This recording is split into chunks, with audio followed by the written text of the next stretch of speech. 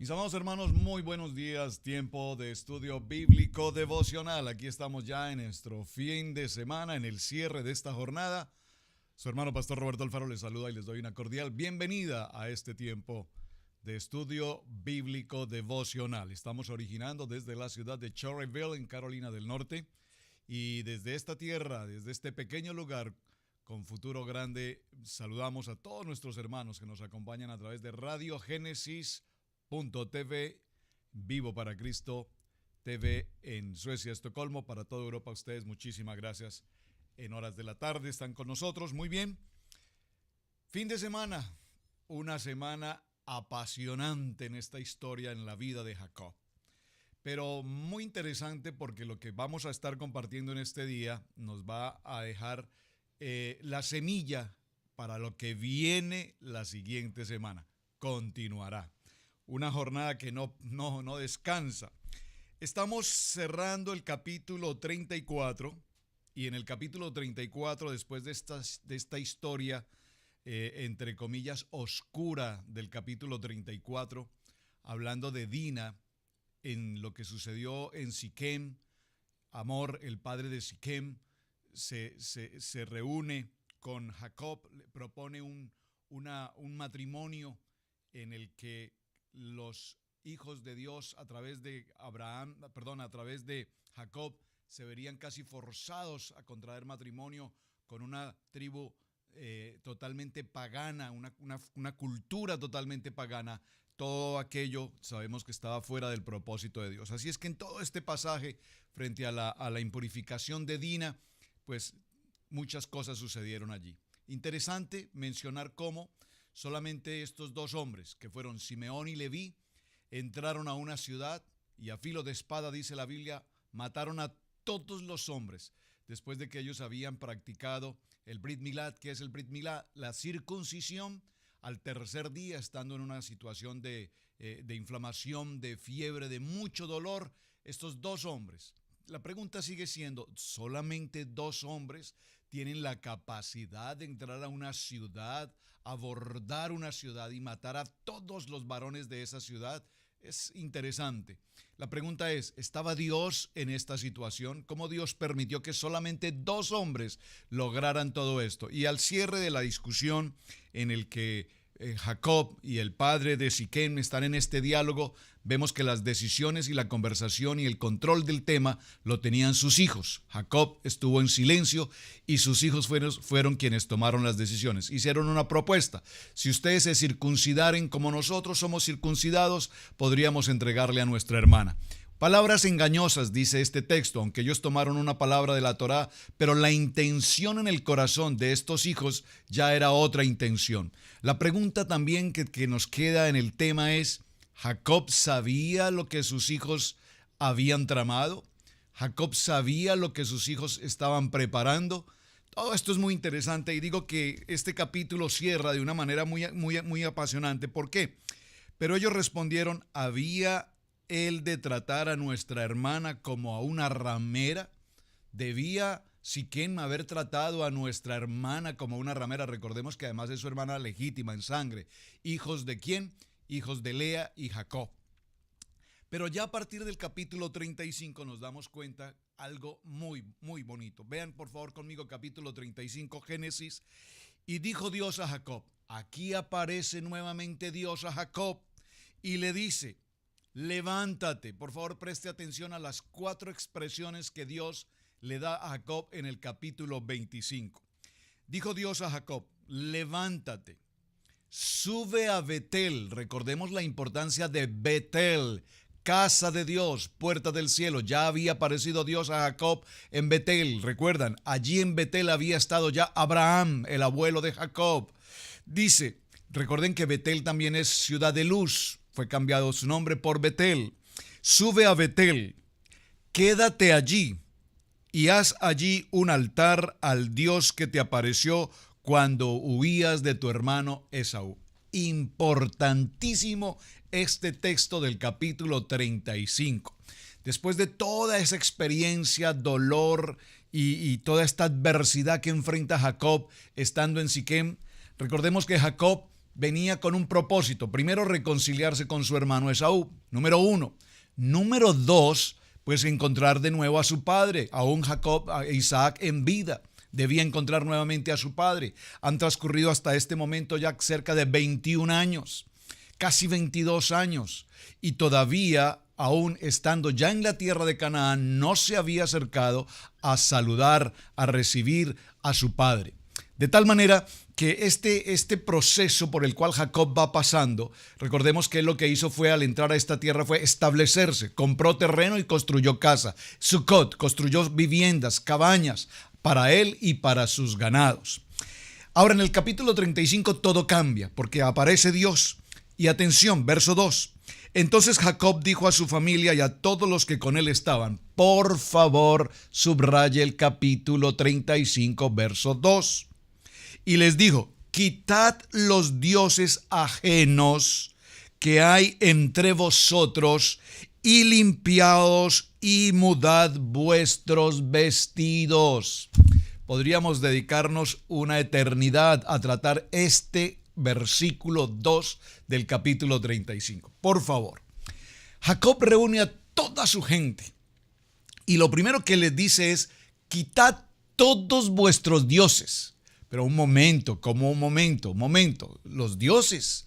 ¿Acaso no es que todo este pueblo adora al único y poderoso Dios, Hashem? ¿Qué está significando quitad los dioses ajenos que hay entre vosotros?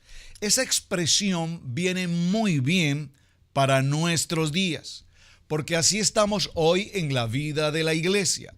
Nos congregamos, hemos recibido a nuestro Señor como nuestro único y suficiente Salvador, buscamos con el tiempo de congregación, adoración. La pregunta es, ¿cuántos y cuáles dioses ajenos todavía hoy hay en tu corazón, en tu hogar, en tu familia?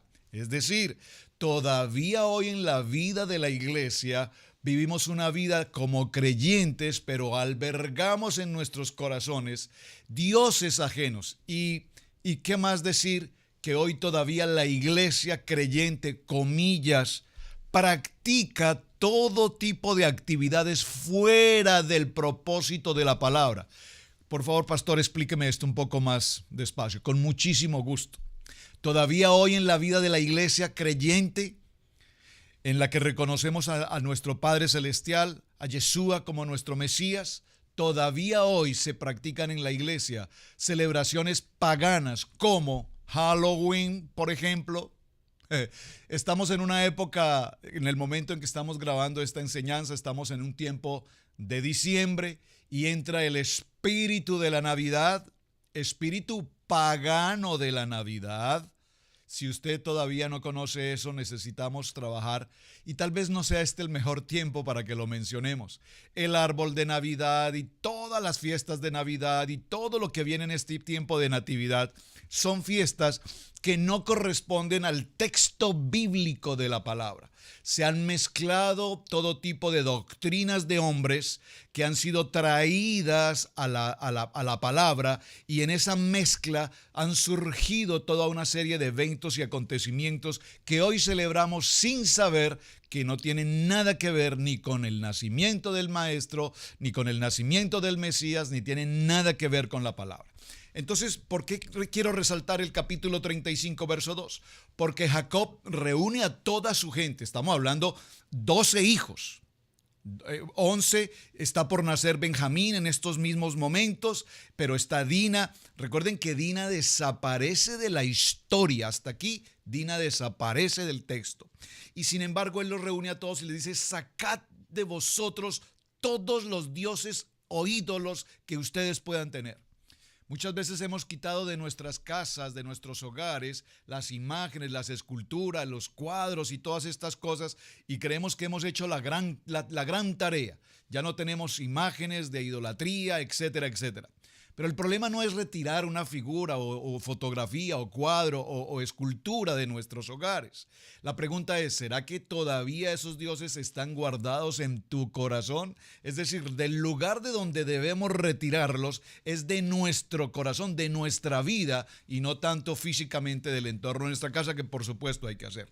Observen que solo el versículo 2 del capítulo 35 nos detiene. Casi que todo lo que tengo para hoy no voy a poder avanzar porque necesito que este versículo sea muy claro en ustedes. Dice: quitad los dioses ajenos que hay entre vosotros y limpiaos y mudad vuestros vestidos. Cuán importante es que una vez hemos quitado toda idolatría, todo paganismo, toda cultura de hombres de nuestra vida como creyentes, estemos limpios delante de Dios. Pero además dice la palabra, dice: cambiad vuestros vestidos. Pastor, está usted hoy un poco religioso, dirían algunos, muy legalista. No, mis amados hermanos. Cuando nosotros estamos frente a la casa del Señor, el ejemplo práctico y muy simple, además demasiado simple, pero creo que es interesante. Si usted recibe hoy en su casa o tiene la noticia de que, vamos a decir, el gobernador de la ciudad o el presidente de la nación viene a su casa hoy a visitarle, ¿qué es lo primero que usted hace para que el presidente llegue a su casa? Pues primero que todo, prepararnos para recibirlo. El mejor traje, la mejor presentación, una casa completamente limpia, con aroma, que huela rico. Entonces recogemos cuántos regueros de cosas pueden estar en nuestra casa, de tal manera que nuestro invitado o nuestro visitante hoy ilustre encuentre en nuestra casa un lugar cómodo, agradable, confortable, limpio. ¿Verdad? ¿Será que necesitamos que nos visite el presidente de la nación para limpiar la casa? Y aquí dice el Señor: limpiaos. Número 1. Número 2. Si nosotros limpiamos la casa solamente para que nos visite una persona pública o una persona de importancia, ¿cuánto más debemos limpiar nuestra casa libre de paganismo, libre de idolatría, libre de otros dioses, y tener nuestra casa limpia? Y además dice: y vestíos, cambiad vuestros vestidos. Tú no recibirías al presidente de la nación en tu casa posiblemente en pijama o en otro tipo de prendas. Seguramente utilizarías un traje muy adecuado para recibir una visita ilustre en tu hogar. Aquí el Señor es nuestro invitado principal. Nuestro Padre eterno es nuestro invitado todos los días. Por lo tanto, cuando nosotros nos congregamos en la vida de la iglesia, nos presentamos dignamente y adecuadamente delante de Dios, con vestidos limpios, dice la palabra, con vestiduras limpias, con vestiduras decentes, con vestiduras que corresponden a un hombre y a una mujer que creen en un Dios altísimo, en el Dios todopoderoso. Observen que aquí en este texto del capítulo 35 tan sencillo que estamos tomando, dice el verso 3: y levantémonos y subamos a Betel. Es tiempo de levantarse, iglesia, es tiempo de levantarse de tu crisis, de tu dificultad, de tu adversidad, de tu problema, de tu angustia, de tu temor, de tu depresión. Es tiempo de levantarse para ir a Betel. ¿Qué es Betel? Ya lo habíamos visto. Betel, casa de Dios, puerta del cielo. Subir a Betel, y dice la palabra que me respondió en el día de mi angustia, porque en el día de tu angustia en Betel hay una respuesta, hay una palabra de Dios para tu vida, y ha estado conmigo en el camino que he andado. Todo el capítulo 35 nos habla precisamente de ese momento, cómo Dios nuevamente se presenta a Jacob y le dice y le indica qué es lo que tiene que hacer. Jacob, te dije que regresarías a esta tierra. Me hiciste una promesa que llegarías a Betel. Sin embargo, hasta ahora te veo muy establecido aquí en Siquem. Se están presentando una serie de problemas. Y por favor, una serie de problemas. Permítame mencionarme una serie de problemas. Si hay algo que podríamos en este momento resaltar en la vida de Jacob, son los problemas. ¿Qué cantidad de problemas tiene Jacob en este momento? Pero Jacob, el patriarca, sí, yo creo que si hay una manera de definir a Jacob, el patriarca, es un hombre con muchos problemas. Jacob, recordemos, ha pasado por todo tipo de experiencias, desde huir, ser perseguido, ser engañado y pasar por todo tipo de tribulación y prueba. Pero aquí en estos cortos meses desde cuando aparece en Siquem, la narrativa que traemos nos muestra muchos problemas. ¿Cuáles? Por ejemplo, número 1, lo vamos a ver, ya será la siguiente semana. No alcancé a hacerlo en el día de hoy y era incluso el propósito del tema. Rubén. ¿Quién es Rubén? El primogénito de Jacob, el primer hijo de Jacob y Lea. Por tal razón, tiene la categoría, el nivel de ser el primogénito. ¿Cuán importante es ser el primogénito? Muy importante ser el primogénito, porque recuerden que el primogénito es quien hereda en primer lugar y hereda la doble porción. Esto es muy importante si se tiene en cuenta que ahora son 12, es decir, que en la medida en que más hijos aparecen, pues de alguna manera disminuye la herencia para el primogénito. Muy interesante eso, lo vamos a ver la próxima semana. Número 1, Rubén, el primogénito, lo veremos en el capítulo 35, en el verso 22.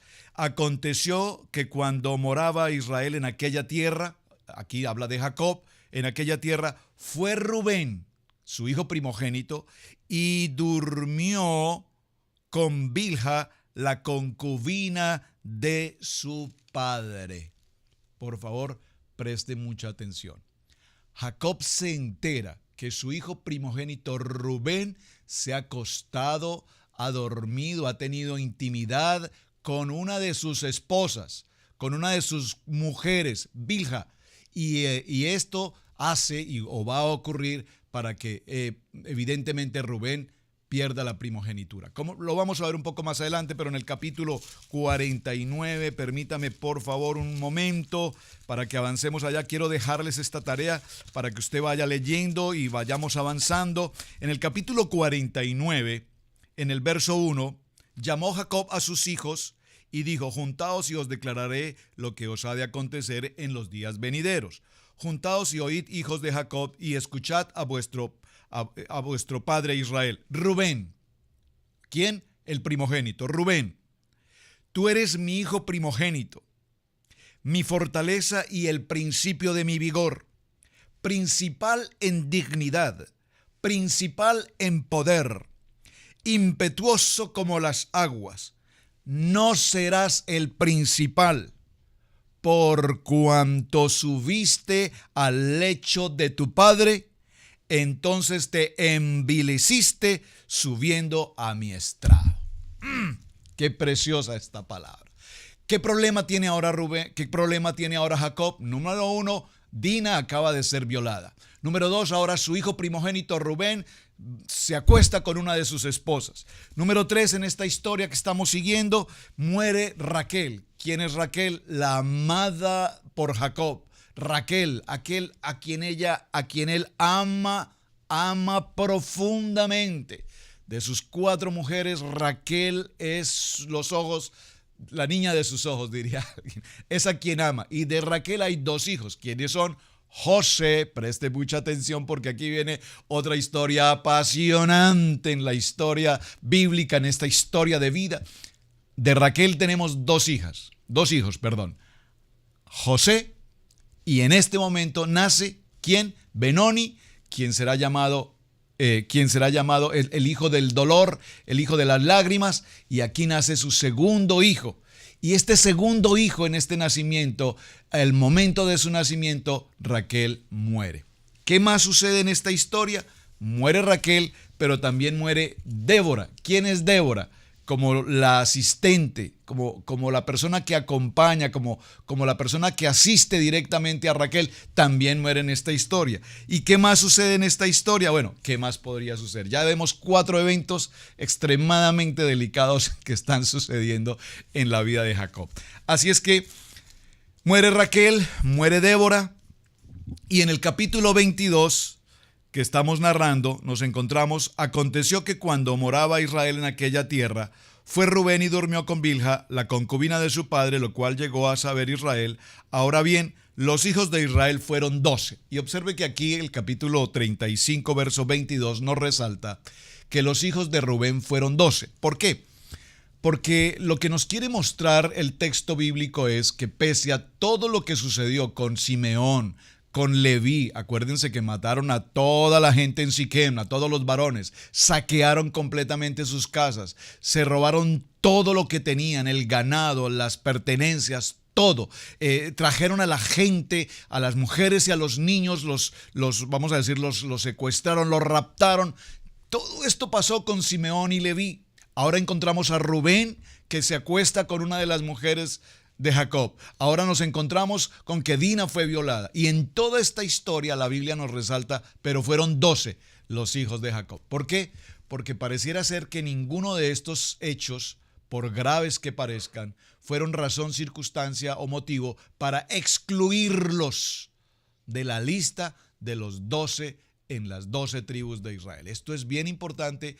Claro que sí, por supuesto, perdieron su lugar, perdieron su autoridad, perdieron su primogenitura, pero sin embargo, la Biblia nos resalta y dice, pero fueron 12 los hijos, por lo tanto, estos hijos se mantienen. Ahora bien, hay algo aquí interesante. Observen esto. Cada uno de los hijos o de los patriarcas que hemos mencionado, al momento de morir, sus edades son muy importantes. Abraham murió de 175 años. Por favor, tome nota, escriba estos nombres y escriba estos números, cuán importantes son. Abraham muere de 175 años.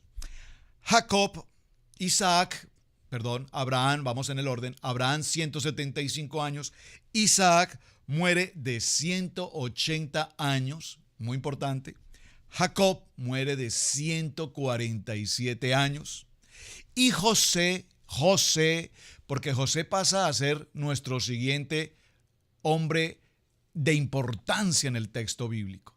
No a la altura de los patriarcas, porque recordemos que siempre hablaremos de Abraham, Isaac y Jacob, pero la vida de José, en todos los aspectos, la vida de José es extraordinariamente apasionante. En mi vida personal es uno de los personajes bíblicos quien me apasiona totalmente la vida de José. Su historia es realmente maravillosa. Ahora, recuerden los números: 175 Abraham, 180 Isaac, 147 Jacob y 110 José.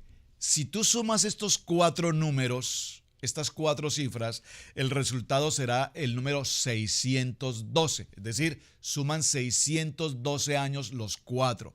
¿Qué representa el número 612 en la Biblia? Recuerden ustedes, mis amados hermanos, que en el alfabeto hebreo cada letra, Aleph, Bet, Gimel, todas las letras tienen un número o un valor numérico. Ese valor numérico no está puesto allí por casualidad o por simplemente completar algo. Tiene una importancia fundamental. De tal manera que al sumar estos 612 años, nos encontramos que el valor numérico de 612 representa Brish. Brish, ¿qué significa Brish? Significa pacto. Pacto, ¿no? El pacto este que nos hablan de pactar y pactar. No. Yo no estoy hablando de eso. Pacto, la importancia de los patriarcas haciendo pacto con Dios. Haciendo pacto de Dios. Si tú me llevares, si tú me proveyeres, si fueres mi alimento, si nunca escaseare, si la bendición estuviera conmigo, entonces yo levantaré un altar, yo te adoraré. Y dice Jacob, y el diezmo apartaré para ti. Y no estoy hablando de dinero, no estoy hablando de esas cosas que nada tienen que ver con el propósito bíblico, no estoy hablando de pactar, repito, como tanto se menciona esta palabra inadecuadamente, inapropiadamente. Pactar es mi vida, mi corazón con nuestro Padre eterno. Así es que este es el tiempo de estudio bíblico devocional y vamos a dejar una tarea. Gracias por ustedes que se apasionan con la tarea. Como es fin de semana, vamos a tener el Shabbat, vamos a tener el día domingo, hasta el lunes que nos reunimos nuevamente. La tarea es la siguiente. La Biblia nos narra en 35:22 de Génesis que evidentemente Rubén se acostó con Bilha. Eso está escrito, es decir, no lo podemos cambiar. Hay muchos estudios en los que se trata de acomodar la expresión se acostó, etcétera. No vamos a entrar allí. Pero la pregunta para la tarea es la siguiente. ¿Por qué razón Rubén se acostó con Bilha? ¿Qué quería mostrar con esta acción? ¿Qué fue lo que sucedió específicamente para que Rubén tomara o actuara de esta manera? ¿En qué momento el acostarse con la concubina del padre representaba algo? ¿Qué representaba esa acción? Esta tarea los va a llevar a escudriñar muy bien la palabra. Les voy a dar pistas. Yo ya tengo mi tarea hecha, por supuesto, pero no quise mencionarla. Quiero que usted lo estudie, porque recuerden que nuestro lema es ¿cuál? Amar la palabra, aprender la palabra y vivir la palabra. Así es que les voy a dar pistas. Vaya por favor al libro de Primera de Samuel y vaya por favor al libro de Primera de Reyes. Y en esos dos libros encontrará la respuesta a lo que sucedió entre Rubén y Bilha. ¿Por qué sucedió esta historia? Mis amados, tiempo de estudio bíblico, devocional, un buen fin de semana, Shabbat Shalom para todos, que sea un tiempo de bendición en sus hogares, en sus vidas, en sus familias, y recuerden que es un privilegio servir a nuestro amado a Padre Eterno. Su hermano Pastor Roberto Alfaro les saluda, les espero la siguiente semana con la tarea. Bendiciones, un muy buen día. Gracias por compartir el video y gracias por sus comentarios. Bendiciones.